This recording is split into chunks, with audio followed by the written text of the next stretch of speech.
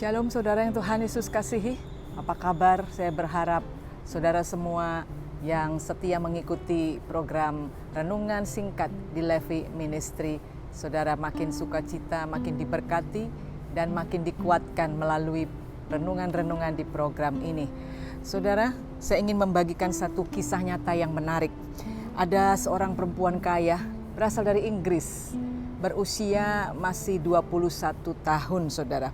Dan menariknya wanita ini menghabiskan 200.000 US dollar atau setara dengan 2,8 miliar rupiah per tahun hanya untuk menghabiskan itu uangnya untuk perawatan wajah dan rambut saja.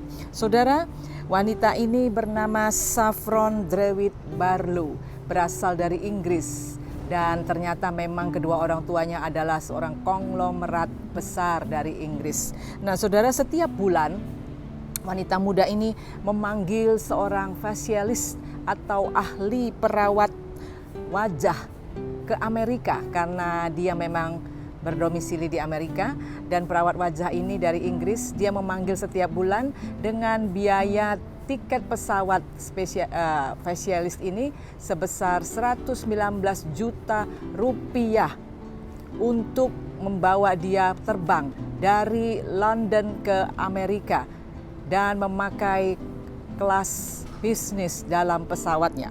Saudara yang Tuhan Yesus kasihi, begitu boros dan beraninya seseorang mengeluarkan uang yang banyak hanya untuk kesenangan pribadi dan bukan kebutuhan yang mendesak atau kebutuhan pokok.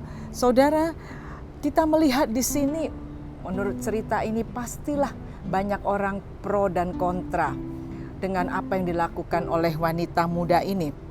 Tetapi bagi kita, saudara, sebagai orang percaya, mari kita mengambil pelajaran yang berharga dari kisah wanita ini. Saudara, jika kita, saudara dan saya terutama wanita, sangat menghargai tubuh ini atau hidup kita, dan kita merawatnya sungguh-sungguh sedemikian rupa, bahkan menghabiskan banyak biaya, bagaimana perhatian kita untuk kebutuhan orang lain juga? Saudara, apakah kita memperhatikan dan berkorban untuk orang lain juga? Memperhatikan kebutuhan mereka, keperluan mereka, keinginan mereka, seperti yang kita lakukan untuk diri kita sendiri. Saudara, Alkitab pun menceritakan satu kisah nyata yang luar biasa, hampir mirip dengan kisah wanita Inggris ini. Tapi bedanya, saudara, wanita dalam Alkitab ini memboroskan hartanya bukan untuk dirinya sendiri, tapi dia memboroskan hartanya untuk orang lain, yaitu untuk Yesus Kristus, gurunya, Tuhannya. Saudara, siapa perempuan luar biasa ini? Mari sama-sama kita baca dalam Injil Yohanes 12 ayat 1-8. Demikian firman Tuhan.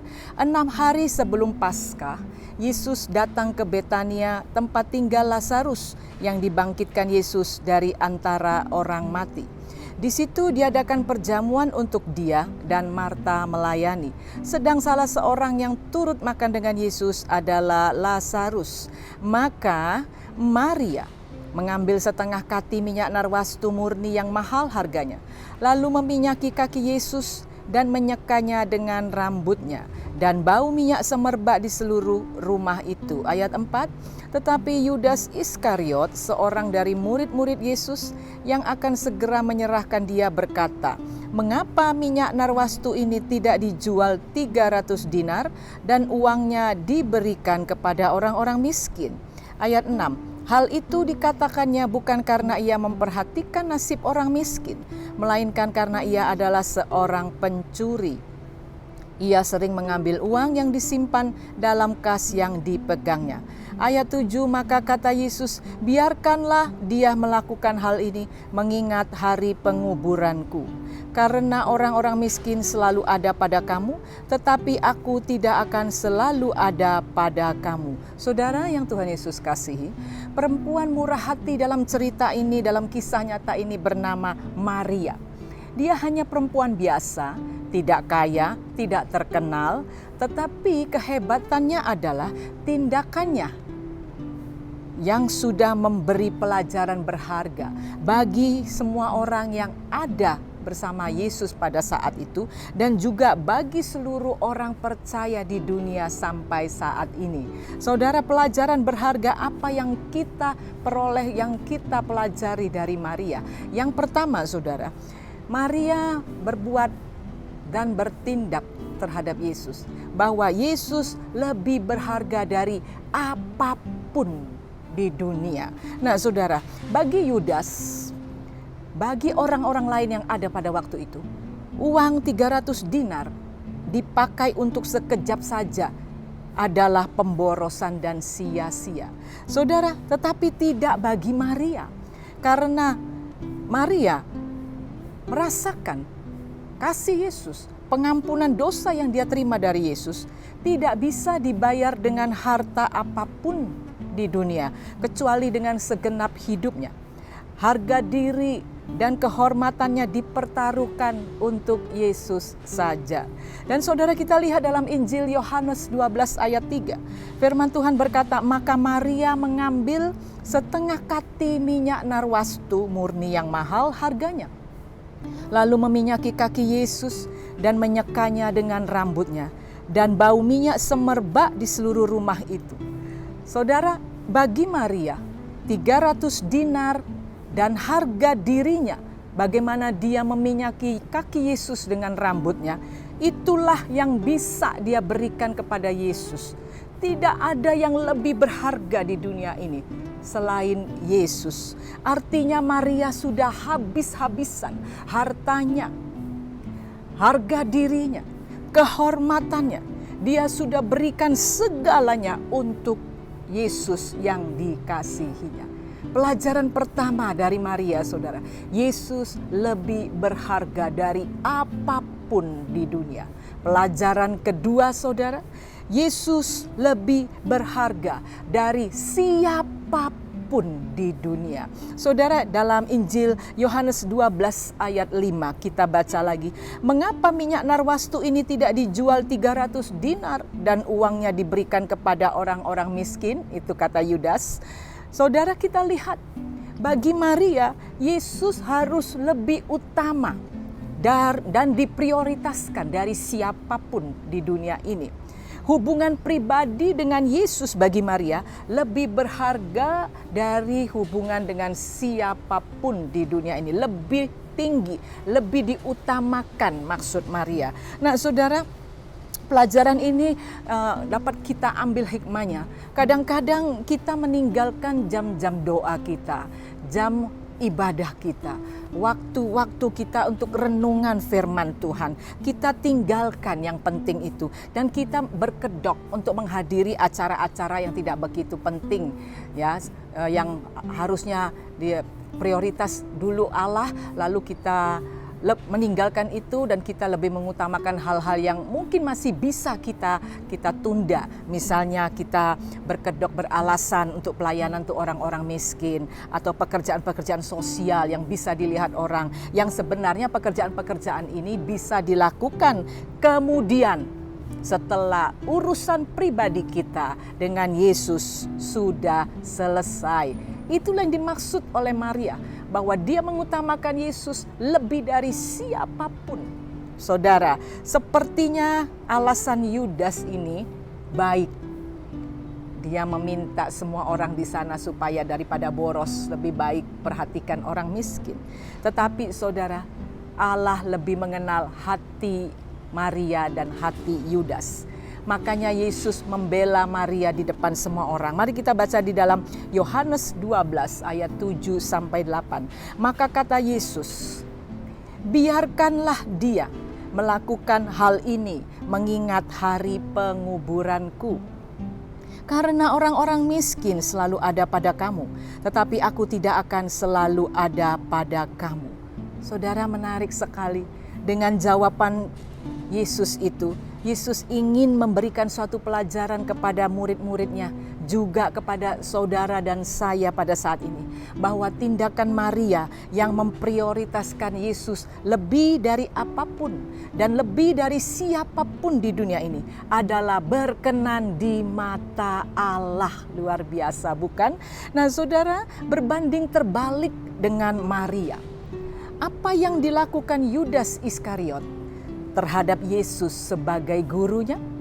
Bukannya Yudas berkorban untuk Yesus, sebaliknya dia mengorbankan Yesus. Dengan cara apa? Dengan cara menjual Yesus sebesar 300 keping uang perak. Untuk apa? Untuk kepentingan pribadinya. Saudara, bagaimana akhirnya? Apakah Yudas menikmati uang tersebut? Tidak. Dia mati bunuh diri akibat perbuatan jahatnya dan dia tidak bisa menikmati uang itu. Saudara yang Tuhan Yesus kasihi, Maria menghargai dan menghormati Yesus dengan berkorban mengeluarkan uang sebesar 300 dinar. Tetapi Yudas juga menghargai Yesus kepada orang Yahudi, tapi menjualnya sebesar 300 keping uang perak. Saudara yang Tuhan Yesus kasihi, Yudas dan Maria, mereka berdua sama-sama menganggap bahwa Yesus layak dinilai dengan harga yang mahal. Tetapi yang membuat mereka berbeda adalah motivasi mereka yang tidak bisa disembunyikan dari Allah. Saudara yang Tuhan Yesus kasihi, saat-saat ini menjelang akhir zaman, kelak banyak orang sadar akan betapa besar pengorbanan Yesus yang mati di kayu salib bagi hidupnya. Dan orang-orang percaya akan berusaha membalas kebaikan, membalas pengorbanan Yesus. Mereka akan memberikan yang terbaik untuk Yesus, seperti Maria. Tetapi saudara, akhir zaman ini juga makin bertambah banyak orang-orang percaya, hamba-hamba Tuhan yang sadar juga betapa berharga mahalnya nama Yesus, kuasa Yesus, sehingga mereka memakai kedok pelayanan dan penginjilan. Mereka menjual nama dan kuasa Yesus seperti Yudas untuk kepentingan pribadi mereka. Saudara yang Tuhan Yesus kasihi, sebagai murid Kristus sejati, kita harus melakukan seperti yang Maria pernah lakukan. Dan jangan sekali-sekali meniru apa yang Yudas lakukan. Akibatnya pasti kehancuran. Saudara, sebelum saya tutup renungan ini, menurut saudara, berapa harga atau nilai yang layak dan pantas saudara berikan untuk Tuhan Yesus yang sudah mati, berkorban jiwa dan nyawa bagi kita? Saudara, kalau saya ditanya pertanyaan demikian, saya akan menjawab, nilai Yesus, harga Yesus tidak ternilai, tidak dapat dihitung, sangat besar. Tetapi bukan berarti kita tidak bisa membalasnya. Saudara, berusahalah terus untuk membalas kasihnya sesuai dengan kehendaknya. Amin. Tuhan Yesus memberkati.